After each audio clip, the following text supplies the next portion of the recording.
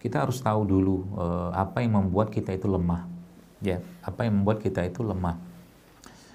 Nabi SAW ya menjelaskan kepada kita bahwa Rasul itu menjelaskan bahwa beliau SAW berlindung dengan beberapa hal ya. Allahumma inni a'udzubika minal hammi wal hazan wa a'udzubika minal azzi wal kasal wa a'udzubika minal jubni wal bukhl wa a'udzubika min ghalabati daini wa qahri rijal. Jadi beliau SAW berlindung dari malas, takut, sedih, pengecutnya dan bakhil. Maka sebenarnya ya inilah penyakit ya. Penyakit hati itu ya. Ini saya belum buka lagi penyakit-penyakit yang lain yang Bapak Ibu sekalian, teman-teman sekalian itu akan menjadi masalah buat organ kita atau fisik kita.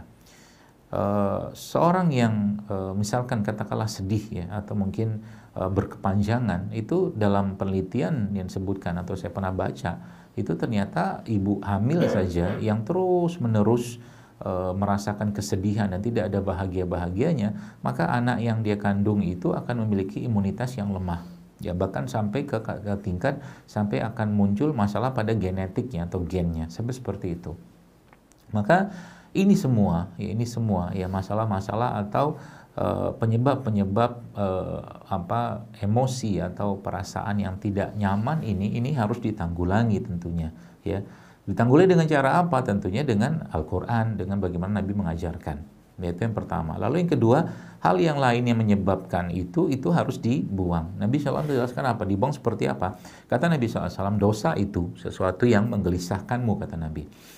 Dan kebaikan itu sesuatu yang membahagiakanmu ya. Dosa itu sesuatu yang menggelisahkanmu dan engkau tidak mau orang tahu tentang itu, sedangkan kebaikan atau amal itu adalah sesuatu yang menyenangkanmu atau membahagiakanmu. Maka dua poin penting tadi pada kita bicara tentang toksin hati tadi ya, itu menjadi sebuah hal yang sangat sangat krusial sebenarnya untuk kita katakanlah duduk sebentar di situ, kita melihat diri kita ya. Karena memang tadi ya, bahwa ketika muncul kegelisahan ya. Contoh mungkin sekarang saya ya atau mungkin teman-teman sekalian banyak mendapatkan orang-orang yang mengeluh dengan penyakit anxiety atau kecemasan. Itu kan menjadi penyakit yang sebenarnya zaman dulu nggak ada.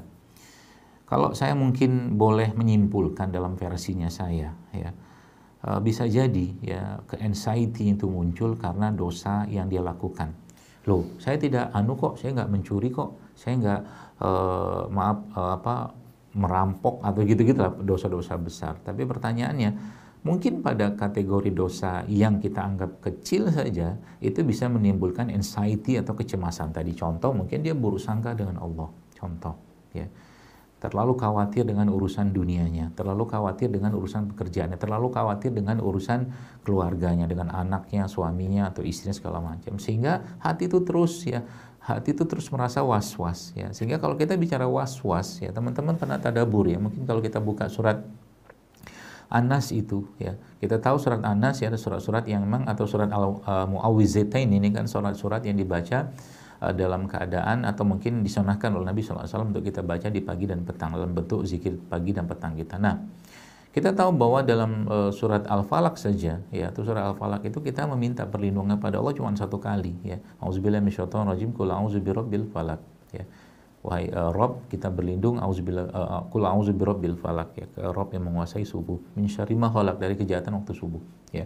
Maka itu kita minta perlindungannya satu kali. Tapi yang dalam surat An-Nas kita tahu Allah di situ menyebutkan atau mungkin mengajarkan kita untuk berlindung kepada penyakit yang justru jauh lebih berbahaya sebenarnya, sehingga kita menyebut nama Allah 3 kali sana. Apa bunyinya? Qul a'udzu birabbin nas, rabbin nas, malikin nas, ilahin nas. Ya, kita sebut nama Allah 3 kali, rabbin nas, malikin nas, ilahin nas. Untuk apa? Min syarril waswasil khannas. Waswas gitu kan. Jadi dari situ sebenarnya sebuah catatan penting dan sebuah hal yang menjadi tolak ukur untuk kita bahwa penyakit-penyakit seperti ini ya teman-teman sekalian itu jauh lebih memberikan efek yang fatal ya pada diri seseorang, bahkan sampai ke kategori mungkin mungkin jin, bahkan sihir yang gampang masuk ke diri seseorang karena was-was itu tadi ya. Maka ini kita mulai harus merenungi gitu kan, dan ini boleh saya katakan menjadi penyakit yang bisa diturunkan ya. Sering saya sampaikan dalam beberapa kajian saya beberapa waktu belakangan ini bahwa ketika seorang ibu ya, ya yang sedang mengandung ya, sedang mengandung anaknya atau hamil gitu, kemudian ibu ini dalam kesehariannya tidak ada hal-hal yang membuat dia tuh merasa pede, misalkan dengan dia sebagai seorang muslim ya, yang dia pikirkan terus, saya ini dari keluarga apa, keluarga biasa.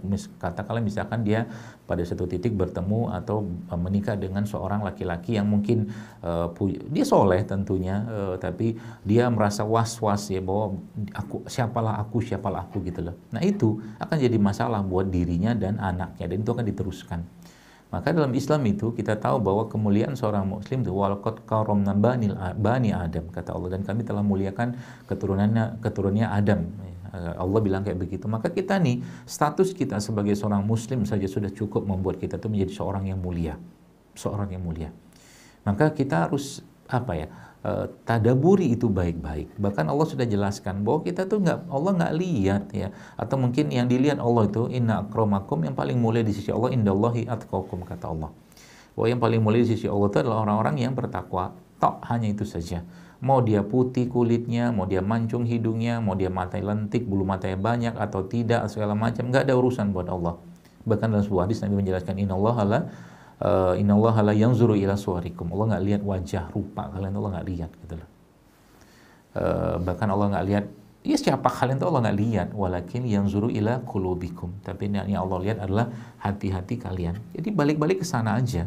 Jadi kalau kita bicara tentang ketenangan, contoh mungkin seorang ibu atau wanita yang dicemas luar biasa, ketakutan luar biasa, was-was luar biasa terhadap suaminya. Nanti suami begini, begitu segala macam. Padahal suami baik-baik saja gitu kan. Maka itu kan cepat atau lambat, ya langsung tidak langsung akan menjadi penyakit dalam bentuk fisik untuk dirinya. Salah satu contohnya misalkan kalau kita bicara tentang darah tinggi misalnya, itu akan menjadi penyakit yang paling gampang beredar pada orang-orang yang punya karakter perasaan seperti itu ya. Padahal cukup dia katakan, ya Allah, kutitipkan suamiku kepadamu, kutitipkan dia dalam pekerjaannya, kutitipkan dia dalam perjalanannya, selesai. Apapun yang terjadi Allah yang akan urus, karena Allah lah sebaik-baik Al-Hafiz, menjaga.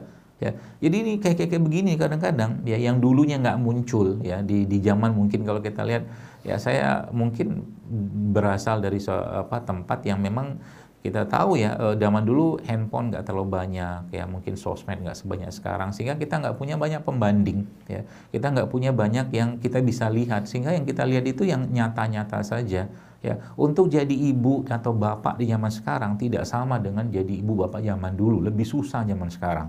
Karena mereka punya pembanding yang luar biasa. Maka sering saya sampaikan, seorang ayah atau seorang ibu ya, yang punya anak itu nggak cukup cuman sekedar cari nafkah untuk anaknya, nggak cukup. Mereka harus jadi teladan.